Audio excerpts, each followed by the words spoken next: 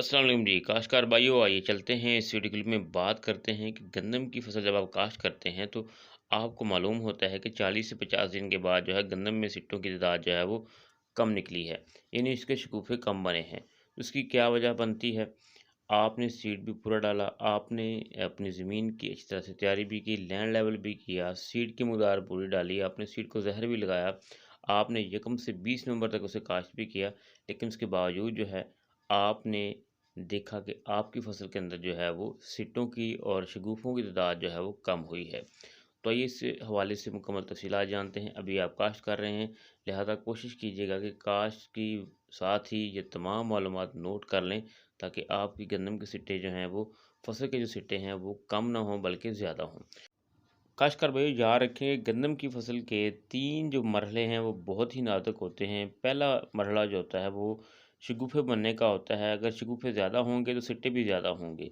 उसके बाद दूसरी जो अहम स्टेज होती है वो गोब की हालत होती है, और तीसरी स्टेज जो होती है वो दाने बनने की हालत होती है, दूधी हालत होती है।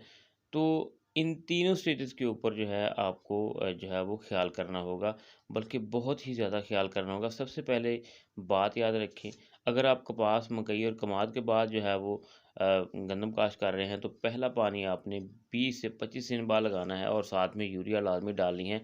अमाइनो एसिड का स्प्रे कर सकते हैं। उसके अलावा अगर आपने पोटाश इस्तेमाल नहीं की तो पोटाश लाज़मी डालें। याद रखें जितने शगुफ़े होंगे उतने ही सिट्टे आपको निकलेंगे, लिहाजा 20 से 25 दिन बाद अगर आप पानी लगाते हैं, खुराक दें और उसके साथ जो है आप पानी लगाएँ, तो फिर आपके शगुफ़े ज़्यादा निकलेंगे और सिट्टे जो हैं वो ज़्यादा बनेंगे। यानी उस वक़्त फसल को जो है वो पानी और खुराक दोनों की ज़रूरत होती है। अगर यहाँ पर आप गलती करेंगे तो आपके शगुफ़े भी कम निकलेंगे और सिट्टे भी कम बनेंगे। लिहाजा अगर आप धान के बाद पहला पानी लगाना चाहते हैं तो फिर 35 से 40 दिन बाद पानी लगाएँ पहला, और उसके साथ-साथ आप जो है वो उसको खुराक लाज़मी दें। तो काश्तकार भाइयों, आपने देखा कि अगर हम पहला पानी लेट करेंगे, पहले पानी की में जो है वो कोताही करेंगे, खुराक नहीं डालेंगे, तो फिर शगुफ़े भी कम निकलेंगे और सिट्टे भी जो है वो कम निकलेंगे। तो काश्तकार भाइयों, आपने देखा कि अगर हम पहला पानी और पहले पानी के साथ खुराक की कमी करते हैं, अगर हम ज़्यादा दिन लेते हैं तो हमारी फसल के शगुफ़े भी कम निकलेंगे, टिलरिंग भी कम होगी और उसके सिट्टे भी कम होगी। जब सिट्टे कम हो जाएंगे, जब टिलरिंग कम होगी, तो हमारी पैदावार जो है वो कम होगी।